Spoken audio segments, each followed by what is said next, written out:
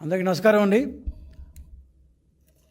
గత 5 సంవత్సరాల వైసీపీ పాలనలో ప్రతి వ్యవస్థని అధ్వాన్నం చేశారు. సో అలాగే వ్యవస్థలనే కాదు, రెగ్యులేటరీ కమిషన్లు అంటే రాజకీయాలతో సంబంధం లేకుండా నడవాల్సిన రెగ్యులేటరీ కమిషన్లు కూడా చాలా అధ్వానమైన స్టేజ్కి వచ్చాయి. ప్రస్తుతం నడుస్తున్న ఆంధ్రప్రదేశ్ ఆహార కమిషన్, ఏపీ ఫుడ్ కమిషన్ అంటారు. సో ఇది ఫస్ట్ కమిషన్ 2017లో టీడీపీ గవర్నమెంట్లో ఉండగా వేయడం జరిగింది.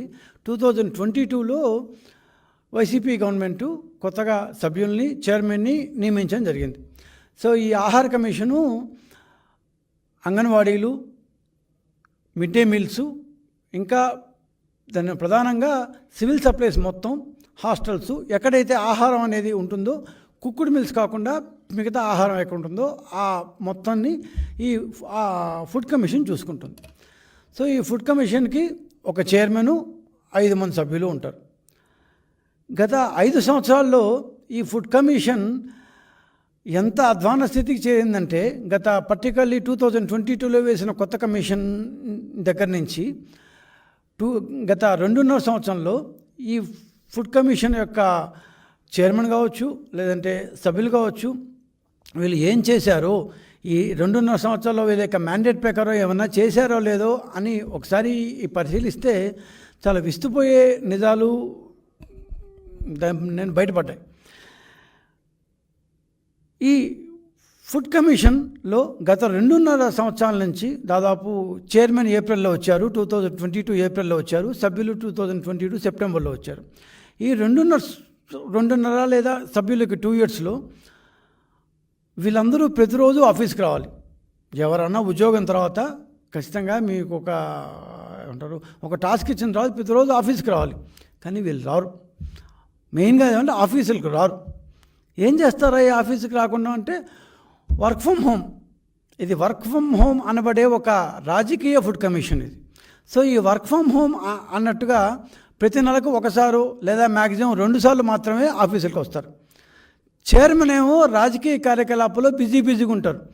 రాజకీయ కార్యకలాపాలు కమిషన్, ఏ కమిషన్ అయినా సరే, మహిళా కమిషన్, ఫుడ్ కమిషన్, ఏమంటారు సమాచార కమిషన్, వీళ్ళెవ్వరు కూడా రాజకీయాల్లో ఉండకూడదు. కానీ ఈ పర్టికులర్ కమిషన్ చైర్మన్ మాత్రం రాజకీయాల్లో మునిగి తేలుతుంటారు. ఆయన 2024 ఎన్నికల్లో వైసీపీకి అనుకూలంగా బ్రహ్మాండంగా ప్రచారం చేశారు. ఇంకా మొత్తం చెప్పిన తర్వాత నేను ఫోటోలు చూపిస్తాను అని. సో ఇంకొక సభ్యుడు కాంతారావు అని వైజాగ్లో ఉన్నాడు. ఆయన మీద ఎన్ని కేసులు ఉన్నాయో, విశాఖపట్నంలో స్టూడెంట్ లీడర్గా ఆయన చాలా కేసులు ఉన్నాయి ఆయన మీద. ఆయన ఎట్లా సెలెక్ట్ చేశారో అర్థం కాదు. ఇంకో సభ్యుడు జక్కంపూడి కిరణ్ అంట, ఆయన మీద కూడా కేసులు ఉన్నాయి. వీళ్ళెవరూ ఆఫీసు కారండి. ఇంకొక ఆయన హైదరాబాద్లో ఉంటారు, ఏదో లక్ష్మారెడ్డి, ఆయన కూడా ఆఫీస్కి రారు. ఇంకొక ఆమె వెస్ట్ గోదావరిలో, ఈస్ట్ గోదావరిలో ఉంటుంది. ఆవిడ కూడా ఎవ్రీ మంత్కి ఒకసారి అలా చూపుగా వచ్చిపోతారు. ఎవరికి వాళ్ళు ఇంట్లో మా ఊళ్ళో క్యాంప్ ఆఫీస్ పెట్టుకున్నాం అంటూ ఎవరు ఆఫీస్కి రారు. మరి ఆఫీస్ రాకపోతే ఇంక పనులేం జరుగుతాయంటే దేవుడి కనుక. అప్పుడప్పుడు అలా ఫీల్డ్ విజిట్ కూడా వెళ్ళిన మాట వాస్తవమే, కానీ ఆఫీసులకు మాత్రం రారు. సో ఒక్కరు కూడా విజయవాడలో కానీ, గుంటూరులో కానీ, అమరావతిలో కానీ, ఈ చుట్టుపక్కల ప్రాంతాల్లో ఎక్కడైతే వీళ్ళ ఆఫీస్, కానూరులో విజయవాడలో ఆఫీస్ ఉందో, ఎవ్వరూ విజయవాడలో నివాసం ఉండటమే లేదు. ఒక్క చైర్మన్ మాత్రం ఇల్లు తీసుకున్నాడు, కానీ ఆయన ఎవ్రీ మంత్ 2 టైమ్స్ వస్తారు. మిగిలిన సభ్యులు ఎవరు, అందరూ బాగా హెచ్ఆర్ఏలంతా తీసుకుంటారు, కానీ ఎవ్వరు కూడా ఇక్కడ నివాసం ఉండరు. పోనీ వీళ్ళకి ఏమైనా తక్కువ జీతాలు ఇస్తున్నారా అంటే, రాజకీయ కార్యకలాపాలు చేసుకుంటూ వాళ్ళ ఊళ్ళల్లో ఉంటూ ప్రతి సభ్యుడు 4,58,000 రూపాయలు జీతం తీసుకుంటాడు. చైర్మన్ 5,35,000 రూపాయలు జీతం తీసుకుంటారు.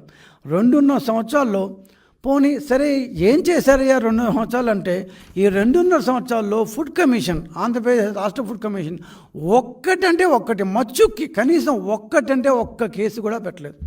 ఒక్క కేసు కూడా పెట్టకుండా 2.5 సంవత్సరాల పాటు గడిపేశారు.